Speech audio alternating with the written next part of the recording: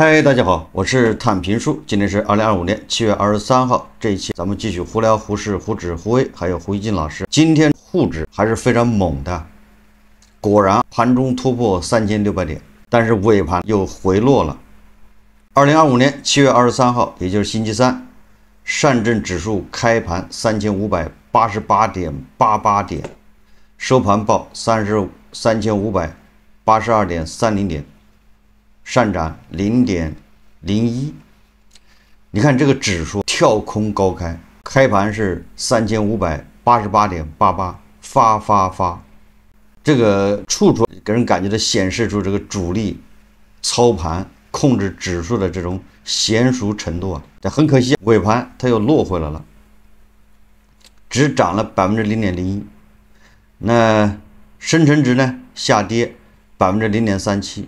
创业板指数下跌0.01%，沪深这个成交量1.9万亿左右，这个量还是不错的，叫放量震荡。沪深两市上涨的股票只有1249家，下跌的是3849家，也就是跌多涨少，又是让金融消费者难受的一天呢。高开低走，市场分歧显著，板块轮动加快。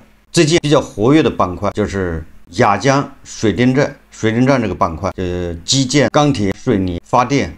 前两天咱们说了，亚江水电站它这个世纪工程，投资1.2万亿，在资本市场对标炒作啊，有借鉴的雄安新区那个板块，当年雄安新区核心概念股也有一波炒作啊。昨天节目咱们就说了，亚江水电站这个板块啊，相关股票在未来恐怕是反复的活跃，也就是到一个什么时间段被人想起来炒一波，过一阵子莫名其妙又炒一波，但是它跟牛市没有关系，甚至它跟那个炒作的股票也没关系，纯粹就是个概念炒作一下，有个由头。如果你看不明白，你可以把当年雄安新区那个核心概念股你把它翻出来，当年也是多少亿级的利好，什么冀东水泥、韩建河山、华夏幸福都遭到了爆炒，而且此后几年也反复炒作。但是现在你看看，有一个业绩兑现的吗？对吧？最值得炒作的水泥建材，全部跌破了当初起涨的，就是涨之前的那个位置。有很多个股那轮炒作高位下跌到现在已经跌了80%甚至90%。当年最火的这个水泥股叫金宇集团，因为它离得近，用水泥肯定就用金宇集团的水泥，结果它从高点下跌76%。冀东水泥在唐山，冀东水泥我去参观过，它从最高点跌了76%。这个荣盛发展跌了88%。那这个世纪工程、亚江水电站，它对这些上市公司利润有没有帮助呢？当然有。大家记住了，因为房地产在低迷，所以这些房地产上下游基建这个板块啊，现在日子是越来越难过。本身我们说通俗点，就给他找范哲，所以在那儿投一个1.2万亿级的这么一个项目，从此泥厂、钢铁厂那搞基建的都有活干，要不然他们要饿死。很多上市公司啊都连续3年亏损，你比如说冀东水泥、韩建河山也一直在亏损。现在在西藏、在雅鲁藏布江搞个那样的工程，你说对水泥的需求多少？对钢铁、对机械，这是凭空造出这么大的一个需求出来。所以说这些相关的上市公司肯定是有活干，有了需求嘛。但是是不是就能提高它的业绩，就让它表现得非常不错，这个是两码事。我觉得大家一定要搞明白，对吧？一个1.2万亿的增量，而且它不是1年，它恐怕10年、20年投这么多钱。如果10年平均1年才1200亿，1200亿的这么一个增量，能不能抵挡房地产下滑给这些大基建板块带来的这个缩量，能不能弥补上？我想大家脑子里都有本账啊。也就是这边是在急剧萎缩，这边给他找了一个增量，这增量能不能把它萎缩的那一块给它补上，这很难。即便补上，和它利润也是两码事。但是我也说了，它不妨碍每年借机这些股票它炒一波，你要手脚麻利，跑得快，否则你就被套住。这个新加坡联合早报报道说，中国4家最赚钱上市钢企利润之和不及日本制铁。中国媒体统计，中国4家最赚钱上市钢企利润之和，不及日本制铁。中国第一财经引述中日两国主要钢铁企业2024年财务报告报道说，日本制铁在去年1年规模净利润约合人民币169亿元。2024年，中国最赚钱的前5大上市钢企净利润分别是73.6亿人民币，这是宝钢、宝武集团；中青特钢51亿，南钢股份22.6亿，华菱钢铁20.3亿，九力特材14.9亿。这意味着中国前4家最赚钱的上市钢企2024年净利润之和167亿人民币，不敌日本制铁一家。中评社和英国金融时报中文版上星期引述或转发日本制铁会长兼首席执行官桥本英二接受日本经济新闻采访的内容，说这个桥本英二他说在全球钢铁行业中，中国确实在产量上占据绝对优势，但我并不认为中国是第一，只是将多个国有钢铁企业捆在一起而已。就连同样产品的价格在国内也各不相同，利润只有我们公司的几分之一。也就是你看咱们的钢铁产量，一个唐山恨不得就占全球1半了，但是你量大没有利润，就好比安卓手机一样的。咱们安卓手机别看这个咋咋呼呼的，又是华为又是小米，量是非常大，但是整个手机市场手机的利润80%几是由苹果赚走了，剩下的10%几三星又赚走一大半，一共最后只剩不到10%几的利润是咱们这些所谓的国货之光。说这什么意思？就是基建板块、建材这些板块给了你一点增量，也很难弥补，因为房地产下跌低迷导致的这个萎缩，更难对他们的业绩产生什么实质影响。所以这些板块的上市公司未来它就是一个炒作，大家一定要看明白，不要老想着从里面抓个什么牛股，未来能走10年，泡沫终究会破灭。要了解炒作的本质，这样才能在这么高位毫无留恋的潇洒离场，赚钱就跑。昨天我在节目说了，你要赚10%、20%赶紧跑，你要跑了今天你就不知这利润又回吐了，挣了10%的现在恐怕只有2%、3%了。很多股票今天回调调得很厉害，你要坚持不卖，学胡锡进老师，那最终你就是在坐电梯，而且还得付费。这个私募大佬但斌说，他说 A 股市场是全世界流通性最好的市场，但是流通性有其双面性，它可以给市场提供融资，再烂的股票都有人买。但是如果这种文化长期下去，会让股票的估值偏贵，从而让市场很难有长牛。这也是市场总是出现阶段性大涨大跌大波动的现象。大家看视频。我觉得 A 股市场为什么会有阶段性的这种大的波动呢？主要还是因为你看，我们说成熟市场吧，你看，我们以美国资本市场为例啊，可能80%的这个中小股票或者小股票，这个它没有交易，或者是交易量极小。那主要的这个交易呢，都围绕着这个少数的蓝筹股在交易的。其实我们看香港也是，看香港超过1亿港币以上的交易量的蓝筹股其实很少啊，那个小股票零交易，几十块钱、几百块钱、几十万、几百万的，其实每天很多。那大多数呢还是围绕着蓝筹股交易。像 A 股，全世界坦率说它是流通性最好的市场，但是呢，这个流通性最好，它有它好的地方，也有它不太好的地方。好的地方呢是其实给这个市场的这个融资啊，这个流动啊，其实提高了一个很好的这个就是说再烂的股票都有人买，是吧？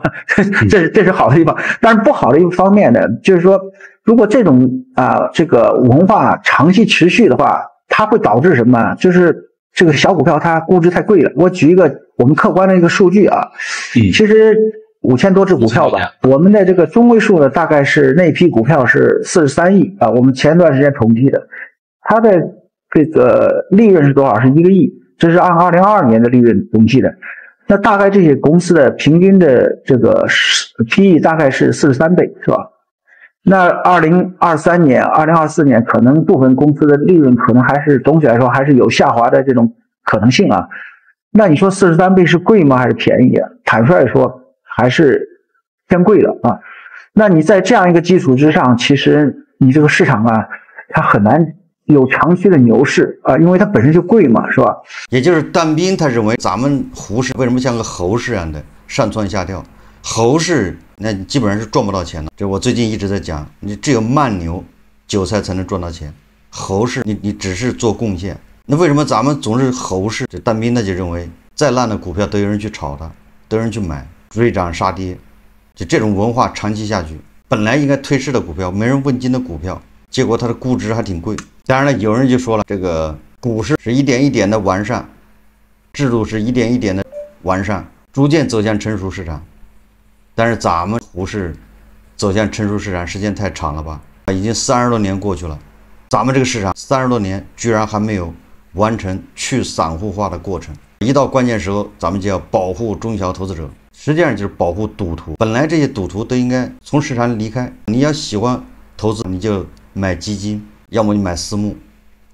有这专业机构去这个胡适就搏杀，结果现在这专业机构都一起忽悠韭菜进场，他们之间不搏杀，他们之间抱团来割韭菜，现在成这么一个现状。而韭菜心甘情愿的，愿意伸着脑袋让人割。你看这美股作为成熟市场，人家散户参与度比较低，只有20%几，已经完成了去散户化。剩下的那20%几的散户啊，你也很难割他。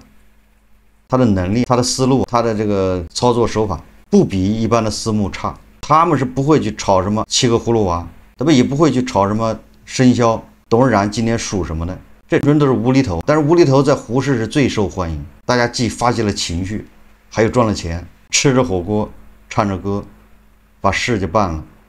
这个是吃着火锅唱着歌，把钱就赚了，带有这么一点浪漫主义色彩，实际上就是赌博啊，就是一纯精神病。所以我一直说，什么时候胡适能炒散户大量的减少，这个是条件之一，这是必要条件。我们再看看这个胡锦老师最近他发了一个评论，嘲笑美国的无人机，说美国的在无人机领域已经远远落后，说美国的无人机叫夜郎自大，说美国军方21日炫耀自己的无人机，发出一段无人机投掷手榴弹的视频。最令居民们哭笑不得的是，这段视频竟发出中国古代夜郎国国王一样的无知问题。问视频观看者们，你们见过无人机投掷手榴弹吗？媒体报道称，任何过去10年关注过该领域发展的人都会给出肯定的回答。这个中国汉朝的夜郎国国王曾问汉使，汉书如我大，成为传世笑柄。美国军方以炫耀口吻问公众，你见过无人机投掷手榴弹吗？显示的恰是美军无人机战术的落后，以及不知道自己落后的妄自尊大。胡锦老师，美军在无人机系统大规模列装上，尤其是基层部队部署，任险滞后。乌克兰战场的观察结果更进一步凸显美军当前无人机应用规模与全球趋势间的巨大落差。现在无人机已经成为战争的明星武器，特别是在俄乌战争中，双方的无人机大放异彩。就在刚过去的21日，俄罗斯和乌克兰再次在夜间发动了一系列大规模无人机袭击，双方都在加大攻击规模。据乌克兰空军称，在7月份，俄罗斯已向乌克兰发射了4929架无人机，平均每天约234架。与此同时，乌克兰也加大对俄罗斯无人机袭击的力度。近几个月无人机战术的成功，证明了廉价的武器能够压倒复杂的多层防空系统，并表明莫斯科能迅速调整作战技术，以充分消耗基辅的资源。与此相比，美军还在发无人机扔手榴弹这种技术的视频，太 ABC 了。说马斯克早就预言无人机将在未来战场上主宰一切，他甚至痛批 F-35在无人机时代已经过时，还会害死飞行员。但是此前美军在广泛部署无人机一事上进展缓慢。上个月，美国动用 B-2轰炸机向伊朗投掷重达13.6吨的地堡炸弹，仍被视为美国军力强大的象征。但实际上，战争的形态早就往前走了。美国目前无人机技术以大型死神无人机为主，但更便宜的小型无人机正在俄乌以及中东地区迅速成长起来。美国军方仍然停留在由航母堆砌起来的骄傲和自信中。胡静老师在通过俄乌战场上双方互扔这个无人机，看到了美国军方发布了一个无人机的视频，问你见过无人机扔手榴弹吗？这个胡静老师从中找到了兴奋点，非常开心，说美国是夜郎自大，说美国现在还停留在这个以航母堆砌起来的骄傲和自信中。美国的那个死神无人机已经落伍了。胡静老师不愧是搞宣传的，特别善于混淆视线。俄乌双方在用无人机互相轰炸，说来说去，归根结底是要把这战争成本降下来。如果这个乌克兰或者俄罗斯有足够的钱，就是不考虑成本的话，他当然愿意选死神无人机。关键是用不起。但伊朗呢，圣城旅的指挥官叫什么？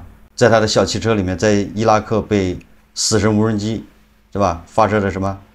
给搅成肉泥。双方的想方设法降成本。不要说死神无人机了，就连土耳其的 TB-2无人机它也用不起。现在用这个便宜的无人机，你就把它理解成打群架，一起上，这样才能给对方的防御系统造成过载。所以这样要求成本越低越好，不仅要低，而且相对还要准确，还可控。胡静老师把无人机加以扩大，这个显然是很片面，就不同的场景下用不同的武器。那现在俄乌双方是到了双方叫焦灼，地面双方都动不了，只能靠无人机互相炸，也就是天天都要炸，所以你成本要低。俄罗斯倒想用针数导弹，倒想天天用伊斯坎德尔导弹，它也用不起，所以一天也只能放几颗。不是他们不想用，是用不起，太贵。你要去炸伊朗的核设施，地下90米，你用无人机炸一下看看能不能炸得掉？你只能用 B-2轰炸机。就是无人机它只是战争武器、战争拼图中的一部分，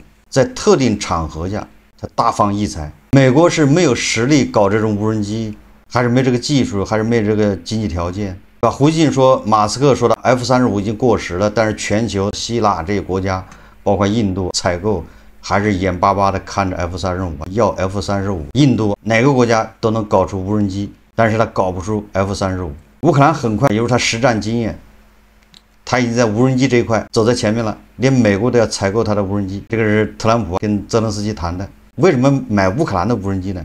便宜又好用啊，就像你在拼多多上买东西一样，这个对吧？你要量大还要便宜，那就是拼多多上整，那就是一次性的嘛。但是你让乌克兰把 F-35搞出来，如果航母都已经过时了，那印度搞航母干啥？航母要造第5艘。干啥？这个胡静老师是高级黑，通过批评美国这个航母文化，实际上是让否定印度搞航母，没必要，搞无人机就行了吗？当然，我也不能说美国它在无人机这一块落后，但是它这个落后很容易赶上，它这个落后是因为人家它没有实战经验，那印度也没有实战经验，就是有实战经验的就是俄罗斯和乌克兰，全球就看俄罗斯和乌克兰，人家在实战。如果乌克兰把俄罗斯打败了，乌克兰就是第一，就没得说。就是无人机这一块，如果俄罗斯把乌克兰打败了，那俄罗斯就是第一，没得说的。就这俩国家是真刀真枪的干，其他的不都是理论吗？都在那推演。所以说，你说美国能落后多少？再说了，你把美军呢搞的这个视频，你不当个东西，那你就上当了。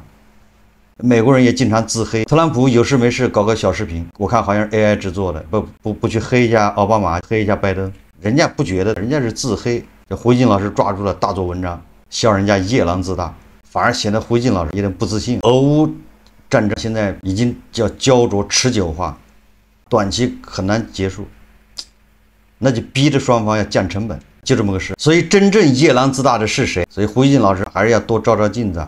好，这期节目我们就聊到这里，感谢大家收看。如果喜欢我的节目，欢迎订阅转发，也可以在下方留言评论，谢谢大家。